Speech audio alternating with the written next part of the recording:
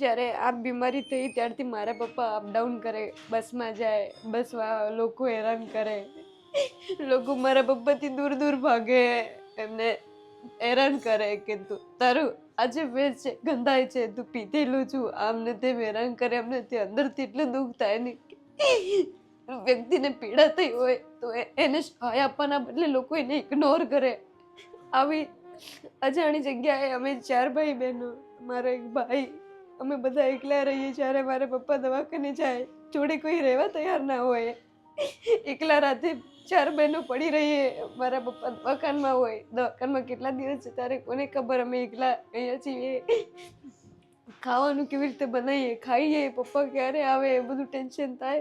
જ્યારે મારા પપ્પા કામ કરીને સાંજે ઘરે આવતા હતા તો અમને પૂછે, બેટા તમારે શું ખાવું છે? તમે તરત કહીએ તો પપ્પા તરત હાજર કરે. આ છે મારા પપ્પાને અમે જ કહેશું એમને જ એમનું શરીરને સારું સ્વસ્થ રહે એવો ખોરાક અમે બી એમને લાવી નહીં આવી શકતા. અમે 5-10 રૂપિયા કામ આવે એમ કરીને અમે લોકોના ઘરના વાસણ કચરા પોતું કરવા જઈએ, જેથી અમારે દૂધ ચા મોરસ આવે. અમે મહેનત કરીએ છીએ.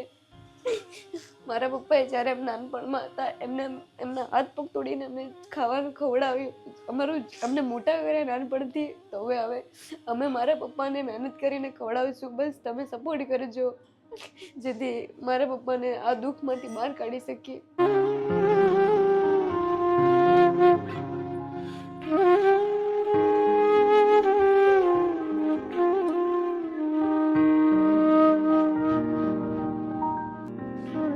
તમે જ ફોન કર્યો તો બેટા? હા, મેં જ ફોન કર્યો હતો. શું નામ છે બેટા? મારું નામ પૂજા છે. અને શું તકલીફ છે બેટા અત્યારે? મારા પપ્પાને 2 વર્ષથી કેન્સરની બીમારી છે. મારા પપ્પાને જ્યારે બીમારી નથી ત્યારે અમને બધું જ સુખ મળતું હતું. જે અમને ના જોઈએ એ બી મારા પપ્પા ગમે ત્યાંથી હાજર કરતા હતા. પણ હવે એ જ બધી વસ્તુની ખામી પડે છે. આ બીમારીના કારણે અમને કશું એમ તહેવાર પણ ઉજવવા નથી મળતા. બધા તહેવાર ખુશીથી ધૂમધામથી બધા મનાવે તો અમને બી અંદરથી દુઃખ થાય છે કે મારા પપ્પાને આ બીમારી નથી. ત્યારે મારા પપ્પા અમને તહેવાર એવી રીતે ઉજવાડતા હતા, અમને જે જોઈતું હતું એ લઈ આપતા હતા. અને હવે આવી પરિસ્થિતિ છે, અમને આ તહેવાર પણ સરખી રીતે ઉજવવા નથી મળતા. અને મારા પપ્પા જ્યારે કામ કરતા હતા, બીમારી નથી ત્યારે અમને જે ખાવું એ ખાવા મળતું હતું. હવે એક ટાઈમનું ખાવા પણ અમારા નસીબમાં નથી. તો આવી પરિસ્થિતિ થવાનું કારણ શું બેટા? આવી પરિસ્થિતિ થવાનું કારણ મારા પપ્પાને પેલા નાનકડી ગાંઠ થઈ, એના ગાંઠના વધવાના કારણે આ બીમારી ઊભી થઈ છે. પણ અમે કેટલી કોશિશ કરીએ છીએ સર કે મારા પપ્પાને આ બીમારી મટી જાય. તો બેટા આનો કોઈ ઈલાજ નથી? અને ઈલાજ દવાખાને બધી જ અમે ટ્રીટમેન્ટ કરાવી, પણ ડૉક્ટર પણ છેવટે ના પાડે છે કે આની કોઈ ઈલાજ નહીં થઈ શકે. અમને અંદરથી એટલું દુઃખ થાય છે કે મારા પપ્પાને જ કેમ આવી બીમારી થઈ. અને અત્યારે હાલમાં શું તકલીફ પડે છે બેટા? હાલમાં અમને ભણવામાં, ખાવામાં, પીવામાં અને અત્યારે અમને કશું જ નથી ચૂકતું. ભગવાનને બસ એટલી જ દુઆ કરીએ છીએ કે મારા પપ્પાને દુઃખ મટી જાય. અને મારા પપ્પાને જો મટી ગયો ને તમે એટલી પ્રાર્થના કરશો કે ભગવાન આવું દુઃખ તમે કોઈને ના દેજો. જેટલું કષ્ટ અમે વેઠીએ છીએ ને એવું કષ્ટ બીજા કોઈને નસીબમાં ના આપતા ભગવાન. મારા પપ્પાને કોક વાર એટલું દુખાવું પડી જાય છે કે એમને કેવી રીતે અમે મટાડી દઈએ, કેવી રીતે એમને રાહત આપીએ. અમને એટલું દુઃખ થાય છે કે મારા પપ્પાને આવી કેમ પીડા આપી. પપ્પા તો બધાને વાલા હોય છે, અમારા નસીબમાં બાપ છે પણ એમના નસીબમાં દુઃખ છે. તો અમે આ દુઃખ કેવી રીતે મટાડી દઈએ? જો મારા પપ્પાને કશું થઈ જશે તો અમે શું કરીશું? અમારું કોણ થશે? કેમ આજે બીજું કોઈ નથી બેટા? કુટુંબવાળા છે પણ અંકલ બધાને પોતાનો ધંધો વાલો છે. દુઃખ સામે કોઈ સપોર્ટ કરવા નથી આવતું. મારા પપ્પાને આશ્વાસન આપવા પણ કોઈ નથી આવતું. જે છીએ મારા પપ્પાને અમે છે. મારા પપ્પા અંદર ટેન્શન લે છે મારું શું થશે, મારા પરિવારનું શું થશે. પણ મારા પપ્પાને ગમે તે રીતે અમે ખુશી આપવાની કોશિશ કરીએ છીએ. આ દુઃખમાંથી બહાર કાઢવાની કોશિશ કરીએ છીએ અમે. આટલું આ જે દુઃખ છે એ તો તમે જોઈ પણ નહીં શકો. જે અમે જોયું છે એ દુઃખના જોડે જોડે અમે રહીએ છીએ. મારા પપ્પાને ડ્રેસિંગ કરીએ છીએ, એમને શરીરને રાહત મળે તે માટે એમને માલિશ કરી આપીએ છીએ. એમને માથું દુખે તો માથું દબાઈ આપીએ છીએ. મારા પપ્પાની બધી જ સારવાર કરીએ છીએ. બાપ છે તો આ જીવનમાં અમે છીએ, નહીં તો આ જીવન અમારું અધૂરું છે. એટલે અમે ભગવાનને એટલી પ્રાર્થના કરીશું કે મારા બાપને જલ્દી જલ્દી આ દુઃખ મટાડી દે, અને એ લોકોને એટલી પ્રાર્થના કરીશું કે મારા બાપ માટે દુઆ કરજો, મટી જાય મારા પપ્પાને વહેલું વહેલું. બસ એટલી પ્લીઝ જ પહેલા તો આશા છે બેટા તું રડ તમારે. નહીં. અને અત્યારે ઘર ચલાવવામાં શું તકલીફ પડે છે બેટા? ઘર ચલાવવામાં હું તો બાકી મારા પપ્પાની મહેનતથી હું ભણું છું. એમની ઈચ્છા છે કે હું ભણું, મારા પપ્પાનું નામ રોશન કરું, એમને 4 વ્હીલમાં બેસાડું મારા ભાઈ પગારથી લઈને. એ બધું મારા પપ્પા સપના જોયા છે, તેથી હું સાકાર કરીશ આ સપના. તું કેટલામું ભણે છે બેટા? હું કોલેજ ફર્સ્ટ યર BA. મારા મમ્મી એકલા કામે જાય, આખો દિવસ કામ કરે, કડાતોડ કામ કરે. મારી મમ્મી સાંજે આવે થાકીને 500 રૂપિયા લાવે, 400 રૂપિયા લાવે. એ લાવે તો અમે એટલું જીદ પણ નથી કરતા કે અમારે આટલું ખાવું છે, આ લઈ આપો, કેમ કે અમે જાણીએ છીએ કે અમારા ઘરમાં પરિસ્થિતિ હાલ બહુ જ ખરાબ છે.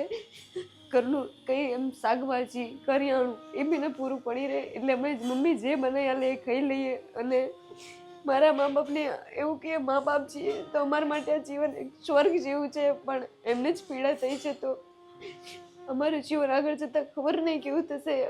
બસ મારા પપ્પાને જલ્દી જલ્દી મટી જાય, અને કોઈ બી બધી જ કોશિશ કરીશું મારા પપ્પાને દુઃખ મટાડવાનું, બધી જ કોશિશ કરજો. અને તમને હાથ જોડીને વિનંતી છે કે તમારાથી જે સપોર્ટ થાય અમને સપોર્ટ કરજો. અમારું આ દુઃખ તો ભગવાને અમને આપ્યું છે, સહન કરવા માટે સહન કરીશું. પણ તમે ધ્યાન રાખજો, તમે બી કોઈ વ્યસન ના રાખતા. મારા બાપાને બાકી વ્યસન તો નહોતું, અને વ્યસન ન હતું તો બી કારણ આ બીમારી થઈ છે, તો તમે બધું ધ્યાન રાખજો, સાવચેતી રાખજો. તમે બી કોઈ વ્યસન ન કરતા જેથી તમને આવી બીમારી ઊભી થાય. પ્લીઝ પહેલા તો બેટા તું રડ નહીં. આજે અમે પણ સમજીએ છીએ કે તમે કઈ હાલતમાંથી પસાર થઈ રહ્યા છો. મારા પપ્પાની મોઢાની હાલત તો એવી છે કે જે કોઈ નજીક આવવા બી તૈયાર નથી, તો બી અમે મારા પપ્પાને દુઃખ તો એમનું, પપ્પા તો પોતાના છે, દુઃખ તો પરાયું છે ને, દુઃખ તો પરાયું છે એટલા માટે તો બી અમે નજીક જઈને ડ્રેસિંગ કરીએ. અમને કોઈ જાતનું એમ નથી કે આ દુઃખથી એમને એમ કે ફૂગ પણ નથી આવતું, અને બીજા લોકો તો જોડે આવવા પણ તૈયાર નથી. પણ આ તો અમારો બાપ છે, એની સેવા અમે નહીં કરીએ તો કોણ કરવા આવશે? એટલે આ દુઃખ જલ્દી જલ્દી મટી જાય, ભગવાનને દુઆ કરીએ. અને અમે રહીએ છીએ ભાડે, રેન્ટ ઉપર, નથી પોતાનું ઘર. 1-2 વર્ષ રહેવા દે પછી લોકો ખાલી કરાવે, તો આવી સિચ્યુએશનમાં અમે ક્યાં જઈએ? અમે ઘર હોતા ફરીએ. જ્યારે અમારો બાપ હતો અમને ન પૂછવા અરે કે અમારે આ વસ્તુ જોઈએ છે, તરત એ વસ્તુ હાજર થતી હતી. તે સમયે આ વસ્તુ મને મળતી પણ નથી, નસીબ નથી. પણ અમે સિચ્યુએશન સમજીએ છીએ, મારા બાપને જોડે કશું જ નથી માંગતા, બસ એટલું માંગે છે કે ભગવાન મારા પપ્પાને ઊભા કરી દો, બસ મારા પપ્પાને સારું દુઃખ મટી જાય પછી તો બધું ધન્ય જ છે. સૌથી મોટી મોલ વસ્તુ તમારો બાપ છે, બસ એ જ અમને જોઈએ છે, કશી વસ્તુ નથી જોઈતી અમારે. અને બધા તહેવારો વર્ષે આવે છે, પણ આ 2 વર્ષથી અમારા તહેવાર એવો જાય છે કે મારી નાની બહેનો છે એને નથી કપડાં મળતા, બધા ધૂમધામથી ઉજવે તો મારી બહેનો જોઈ રહે છે કે મારા પપ્પા સારા હતા તો અમને બી એવી રીતે તહેવાર ઉજવવા મળતા હતા. પણ આ ખબર નહીં કેવો સમય આવી ગયો છે કે મારા બાપના દુઃખના કારણે લોકોના ચહેરા જોઈને અમને દુઃખ થાય છે કે એ લોકો કેટલી ખુશીથી તહેવાર ઉજવે છે, અને અમને આ સમયે અમારી પાસે કેમ આવી વસ્તુ નથી, આવો સમય કેમ નથી જેથી અમે બી આવી રીતે ખુશીથી તહેવાર ઉજવી શકીએ. પ્લીઝ પહેલા તો બેટા તું રડ નહીં. જ્યારે મારા પપ્પાએ આ બીમારી થઈ ત્યારે મારા પપ્પાએ દવાખાનાના બી બહુ જ એમ રિપોર્ટો કરાયા, ઇલાજો કરાયા, બધું જ કરાય. જ્યારે મારા પપ્પા દવાખાનામાં જાય ત્યારે જોડે મારી મમ્મી બી જાય. પણ આવી અજાણી જગ્યાએ અમે 4 ભાઈ બહેનો, મારો એક ભાઈ, અમે બધા એકલા રહીએ. જ્યારે મારા પપ્પા દવાખાને જાય જોડે કોઈ રહેવા તૈયાર ના હોય, એકલા રાતે 4 બહેનો પડી રહીએ. મારા પપ્પા દવાખાનમાં હોય, દવાખાનમાં કેટલા દિવસ ત્યારે કોને ખબર. અમે એકલા અહીંયા છીએ, ખાવાનું કેવી રીતે બનાવીએ, ખાઈએ, પપ્પા ક્યારે આવે એ બધું ટેન્શન થાય. જ્યારે મારા પપ્પા કામ કરીને સાંજે ઘરે આવતા હતા તો અમને પૂછે બેટા તમારે શું ખાવું છે, તમે તરત કહીએ તો પપ્પા તરત હાજર કરે. આ છે મારા પપ્પાને અમે જ કહેશું એમને જ એમનું શરીરને સારું સ્વસ્થ રહે એવો ખોરાક અમે બી એમને લાવી નહીં હાલી શકતા. અમે 5-10 રૂપિયા કામ આવે એમ કરીને અમે લોકોના ઘરના વાસણ કચરા પોતું કરવા જઈએ, જેથી અમારે દૂધ ચા મોરસ આવે. અમે મહેનત કરીએ છીએ. મારા પપ્પાએ જ્યારે એમ નાનપણમાં હતા એમના હાથ પગ તોડીને અમે ખાવાનું ખવડાવ્યું, અમને મોટા કર્યા નાનપણથી. તો હવે અમે મારા પપ્પાને મહેનત કરીને ખવડાવીશું. બસ તમે સપોર્ટ કરજો, જેથી મારા પપ્પાને આ દુઃખમાંથી બહાર કાઢી શકીએ. મારા પપ્પાનું આવું દુઃખ છે એ જોઈને મારી નાની નાની બહેનો પણ મારી સાથે રોવે કે મારા પપ્પાને શું થશે, મળશે કે નહીં મળે. મારા પપ્પાનો જે પહેલાંનો સમય હતો જીવવાનો, મારા પપ્પાને તો હવે આશ્વાસન આપીએ કે ના તમે જીવશો. આમ દુઃખ તો આજ નહીં તો કાલ તો મટી તો જશે જ, પણ તમારે તો જીવવાનું જ છે. અમારા માટે જ જીવવાનું છે. જ્યાં લગી અમે છીએ ત્યાં સુધી તમારે જીવવાનું છે. પપ્પા, તમારું દુઃખ જલ્દી મટી જાય. પ્લીઝ પહેલાં તો બેટા તું રડ નહીં. આજે અમે ચોક્કસથી તમને મદદરૂપ બનીશું અને આ વિડીયો દરેક લોકો પણ જોઈ રહ્યા છે. દરેક લોકો પણ તમને કશે ને કશે સપોર્ટરૂપ બનશે બેટા. પ્લીઝ પહેલાં તો તમે રડો નહીં. આજે અમે પણ સમજીએ છીએ કે તમારું દુઃખ અતિય છે. જ્યારે આ બીમારી થઈ ત્યારથી મારા પપ્પા અપડાઉન કરે, બસમાં જાય, બસમાં લોકો હેરાન કરે.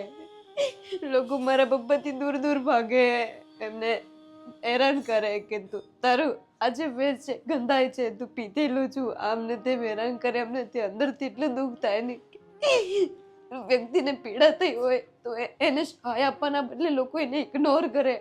મારા પપ્પાને લોકો બસમાં પણ હેરાન કરે છે. છેલ્લી સીટમાં બેસાડી દે મારા પપ્પાને હેરાન કરે. મારા પપ્પાને બહુ દુઃખ થાય. પબ્લિક એમના જોડે ના બેસે, દૂર બેસે. પણ આ પીડા થઈ છે તો શું અમારે કે જેથી મારા પપ્પાને આવી રીતે ઇગ્નોર ન મળે. સાચી વાત છે બેટા. અમે પણ સમજીએ છીએ કે સમાજની અંદર ઘણા બધા એવા લોકો હોય છે જે દુઃખમાં સાથ આપવાના બદલે એમાં પીડા આપતા હોય છે. પછી મારા પપ્પાને અંદર એવું થાય કે મારે જીવીને શું ફાયદો. પણ અમે પપ્પાને હિંમત છીએ. અમે 4 છોકરી છે તો છોકરા બરોબર છીએ. મારા પપ્પાને હિંમત આપે કે પપ્પા તમારે જીવવાનું છે, અમારા માટે જીવવાનું છે. લોકો તો છે કે એ કહેવાના જ છે, પણ તમારે અમારા માટે જીવવાનું છે. અમને જો દુનિયા બતાવી છે તો હવે પૂરેપૂરી બતાવવી જ પડશે. અને ભણીને શું બનવા માંગે છે બેટા તું? મારે બી ટીચર બનવાનો ઈરાદો છે. જો ભણીશ, ટીચર બનીશ. એક દિવસ હું ને મારા પપ્પા બહાર ઊભા હતા તો મારા પપ્પાએ કીધું કે મારે 4 વ્હીલ લેવાની જ છે. મેં કીધું હા પપ્પા 4 વ્હીલ લેવાની જ છે. તમારી પાસે પૈસા આવે તો 4 વ્હીલ લઈ લેજો. પણ મારા પપ્પા એવું કીધું કે 4 વ્હીલ તો હું લઈશ તો તારા પહેલા પગારથી જ લઈશ અને તારી મહેનત કરેલા પૈસાથી જ હું 4 વ્હીલ લઈશ, નહીં તો સાધન નહીં લઉં. અને આ વાત મેં મારા મનમાં રાખી છે. હું એવી મહેનત કરીશ કે મારા પપ્પાના સપના બધા જ પૂરા કરીશ. પ્લીઝ પહેલાં તો બેટા તું રડ નહીં અને તારા પપ્પાના સપના પૂરા કરવામાં અમે તારી સાથે છીએ બેટા. પ્લીઝ પહેલાં તું રડ નહીં.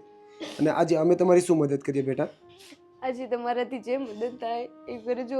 બધું તમે માંગતા નથી, બસ અમારે 1-2 ટાઈમનું ભોજન બને એવી સુવિધા કરી આપજો અને મારા પપ્પાનું દુઃખ માટે એવું નિરાકરણ આપજો. અમે ચોક્કસથી પ્રયત્ન કરીશું બેટા. પ્લીઝ પહેલાં તો તું રડ નહીં. અને આજે અમે તમને 1 વર્ષ ચાલે એટલી રાશનની પણ વ્યવસ્થા કરાવી દઈશું અને અમારા સાઈડથી એવી કોશિશ કરીશું કે તારા પપ્પાનો જલ્દીથી ઈલાજ થાય. અને અમે પણ ડૉક્ટરો સાથે વાતચીત કરીશું અને દરેક લોકો પણ આ તારો વિડીયો જોઈ રહ્યા છે. દરેક લોકો પણ વિડીયોને શેર કરીને સપોર્ટરૂપ બનશે બેટા. પ્લીઝ પહેલાં તું રડ નહીં. આજે અમે ચોક્કસથી તને સપોર્ટરૂપ બનીશું બેટા. પ્લીઝ પહેલાં તું રડ નહીં.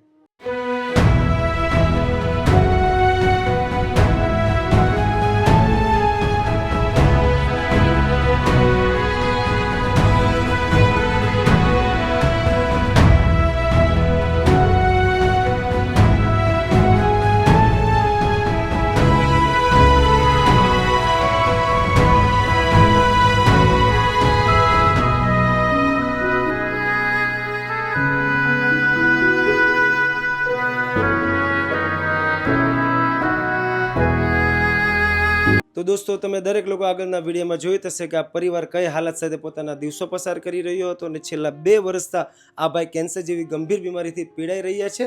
પણ આ પરિવારની ખાલી માત્ર એક જ રિક્વાયરમેન્ટ હતી કે અમને જો રાશન કરિયાણું મળી જાય તો અમારે જે પણ જમવામાં તકલીફ પડી રહી છે એમાં બહુ મોટી રાહત મળે. પણ અત્યારે તો આ પરિવારની રિક્વાયરમેન્ટના હિસાબે આ પરિવાર માટે 1 વર્ષ કરતાં પણ વધારે ચાલે એટલી રાશનની વ્યવસ્થા કરી દીધી છે, જેથી કરીને આ પરિવારને જે પણ રાશન કરિયાણામાં તકલીફ પડી રહી હતી, જમવામાં તકલીફ પડી રહી હતી, એમાં આજથી આ પરિવારને બહુ મોટી મોટી રાહત મળશે. અને દોસ્તો આજે આપણને આ સંપૂર્ણ રાશન કરિયાણા માટે જેને સપોર્ટ કર્યો છે એવા અમારા ખાસ સપોર્ટર અને ખાસ મિત્ર એવા હેમલભાઈ પટેલ જે યુએસએ અમેરિકાના રહેવાસી છે. આજે હેમલભાઈ પટેલના પૂરા પરિવાર તરફથી આ જરૂરિયાતમંદ પરિવારને જે પણ રાશન કરિયાણામાં તકલીફ પડી રહી હતી એમાં આજથી આ પૂરા પરિવારને બહુ મોટી રાહત મળશે. તો આજે લાઈફ હેલ્પ ચેરિટેબલ ટ્રસ્ટની પૂરી ટીમ હેમલભાઈ પટેલનો દિલથી આભાર વ્યક્ત કરે છે. આજે તમારા સપોર્ટથી તમારા સહયોગથી આ 4 દીકરીઓને બહુ મોટી રાહત મળી છે. તો બેટા આજે તમારી રિક્વાયરમેન્ટના હિસાબે તમે જે પણ રાશન કરિયાણું કીધું તે બધું જ રાશન કરિયાણું તો આવી જ ગયું છે. તો કેવું લાગ્યું છે બેટા આજે? ખૂબ જ સારું લાગ્યું. અમને એક ટાઈમ ભોજન મળતું એ જગ્યાએ અમને ખૂબ જ સારું એમ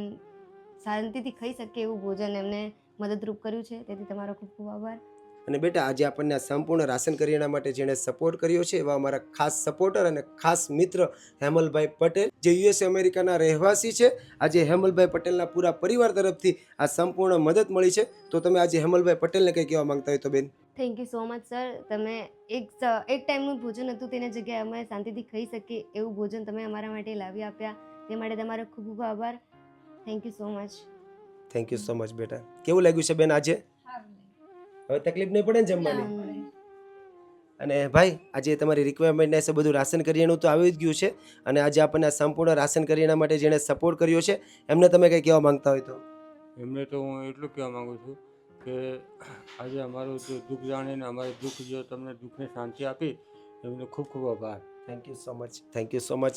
તો thank you so much Hemalbhai Patel. આજે તમારા સપોર્ટથી તમારા સહયોગથી આ કેન્સર પીડિત પરિવારને બહુ મોટો સહયોગ મળ્યો છે. કારણ કે આ પરિવાર ઘણી બધી તકલીફો સાથે અને ઘણી બધી પીડાઓ સાથે પોતાના દિવસો પસાર કરી રહ્યો હતો. આ પરિવાર પાસે એક ટાઈમ જમવાની પણ વ્યવસ્થા નહોતી, પણ આજે 1 વર્ષ કરતાં પણ વધારે ચાલે એટલી રાશનની વ્યવસ્થા થઈ ગઈ છે, જેથી કરીને આ પરિવારને જે પણ રાશન કરિયાણામાં તકલીફ પડી રહી હતી એમાં આજથી આ પરિવારને બહુ મોટી રાહત મળશે. તો આજે લાઈફ હેલ્પ ચેરિટેબલ ટ્રસ્ટની પૂરી ટીમ હેમલભાઈ પટેલ અને એમના પૂરા પરિવારનો દિલથી આભાર વ્યક્ત કરે છે. તમે જ્યાં પણ હો ત્યાં ભગવાન તમને તન મન ધનથી તંદુરસ્ત રાખે. બસ હર હંમેશના માટે આવી જ રીતના જરૂરિયાતમંદ લોકો માટે અને નિરાધાર લોકો માટે સપોર્ટરૂપ બનતા રહેજો. Once again thank you so much Hemalbhai Patel.